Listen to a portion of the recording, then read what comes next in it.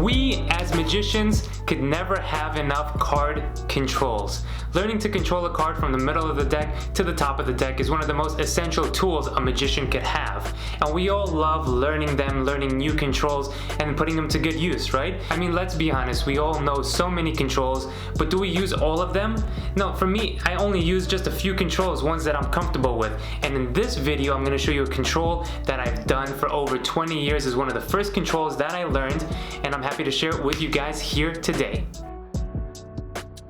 Yo guys, what is going on? Alex Pandrea here. Welcome back to my channel where we teach you card tricks, magic theory, and everything that you need to know to stand out and be the most interesting person in the room. Now before we get into the video, I have a question of the day for you guys. Since we're talking about card controls, I want you to leave down in the comments, what is your favorite card control? If you could only do one card control for the rest of your life, what would it be? Go ahead, leave your comments below and I will read every single one of them. Now in this video, we're going to talk about one of my favorite controls, so without further ado, let's jump right into it.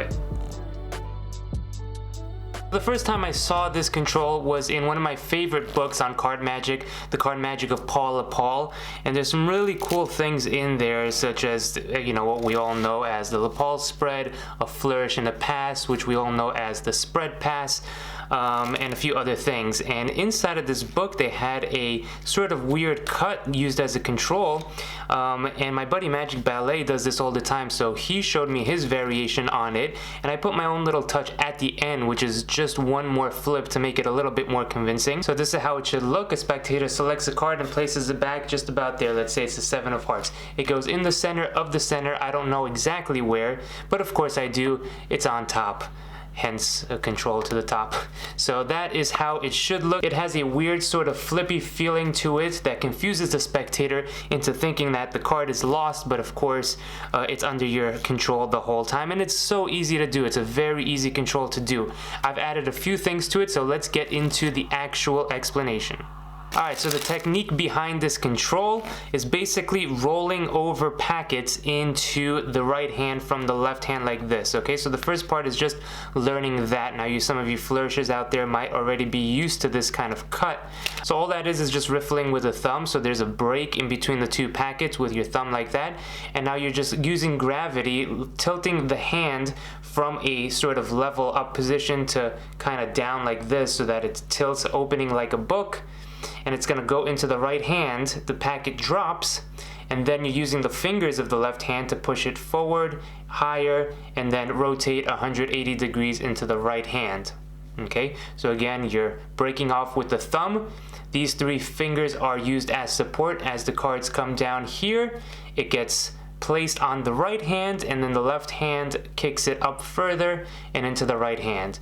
Just like that. Very easy to do, nothing to it. Okay, so that's the first part. If you know that, you already can do this control. Now when you have a card selected, you could do it in any which way you please, but when you want to have it placed back, you're going to want to do the first step before they place it back. So you're going to want about a third of the deck to roll into the right hand first before the card gets put back. Okay, so you say, okay, can you please put the card back here? They do so. I'll leave it on top face up so you can understand what's going on. So at this point, you're going to riffle again with the thumb, okay? And riffling, you don't need to actually riffle, you can just break it off, but I kind of like to just riffle like this as I'm getting ready to do it. So here, riffle, get that break.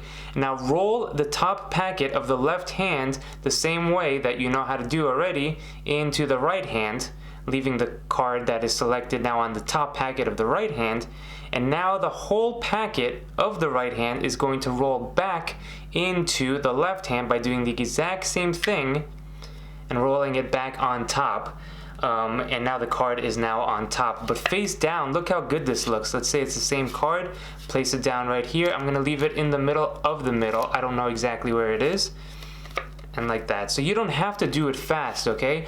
Sometimes you would think in a move like this that could be super obvious that you have to do it fast to cover the motion of what's going on, but you don't have to do it. You say, look, it's in the middle of the middle, not really sure where it is. Of course, it does look good when you do it fast as well, so it's only going to be depending on your preference on how you want to do it. Now, at the end of this, I like to add one more spin to make it a sort of a complete confusion for the spectator, just in case they were paying attention very closely to their card. You know, there's some people that just don't take their eyes off the deck. So I like to add one more rotation here and then back into the left hand, just so I could add more spins to this control, and more spins equals more confusion. More confusion means they have no idea where the card is. So again, it's just gonna be the exact same thing like that, but at the end, when you're already done with the control, I kick this out this way, so leaning it on the pinky, just like that. As I grab the deck now with my right hand on top, so I'm coming around on top this way, as I'm continuously rotating it around. Now rotate it face down and then put it back into the left hand. This accomplishes nothing other than an added spin, and done at speed along with the control, it looks like this and like that. So here are the two versions. The first one is they place the card back, it goes here and here, and then the second one is they place the card back and you go here, here, and here. Okay, so that's just going to be up to you if you want to add more spins to it. One more thing that I want to go over is a different way to do it, which is the way that my friend Magic Ballet does it, which is super convincing, and he does it really well. And that's, instead of getting into this position before the card is put back, the selected card is put back, you're going to just do the exact same way you would do with any other control. So that's getting a card, placing it back here, and getting a pinky break just above the card like that. From here, you're going to do the exact same control that we learned, except instead of doing this where the cards are already in the right hand, you're going to get the cards from here into the right hand as a first step. So from the break, you're going to lift up with the pinky. So you're just lifting up with the pinky there, putting pressure. As your hand tilts up, your pinky lifts up to create a lever, and that pinky is pushing those cards, the top packet, into the right hand. All right, from here, you're gonna kind of lever it up so it has room for a second packet. Remember, there is a selected card right there. I'll leave it face up so you can see.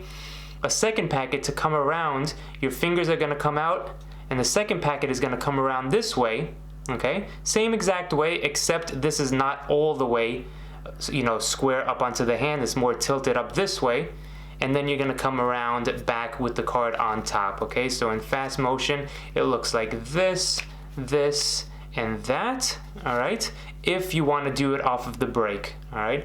So here's the selected card, it gets placed back. You can hold it there for a second, you don't have to go straight into it, blah, blah, blah. And you say, look, I'll leave it in the middle of the middle. Okay, and it's something that if that is your preference, you can definitely do it that way, and I think it works as well. But for me, I just like to have it being placed back, do that, give it a nice little kick, and you are done.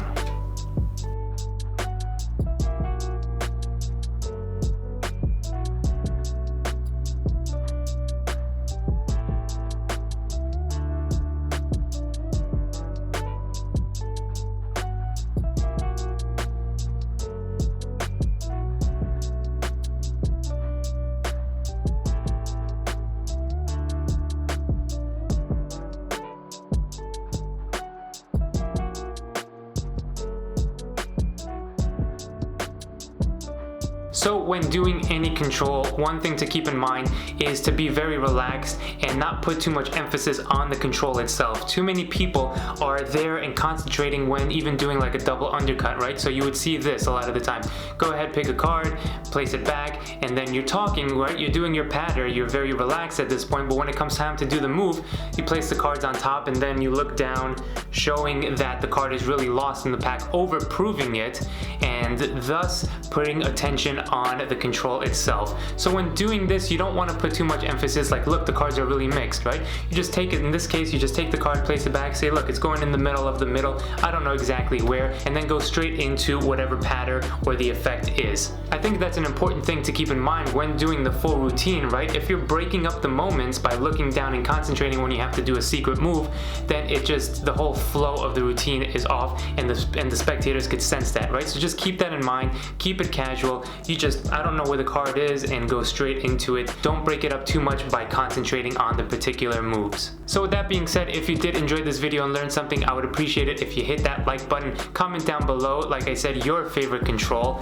and subscribe if you haven't already, because there are more videos just like this coming up very soon. Thank you so much, guys, and we will see you on the next video. Peace. Rebel soul child, got a fist balled. I'm a respawn of ancestors, and I'm blessed, huh? They are not him, tell him fess up. I get check stub, hella carefree, nothing scares me, hella reckless. Yeah, I got next up, right? No, we not the same. Cause see, when I look in your iris,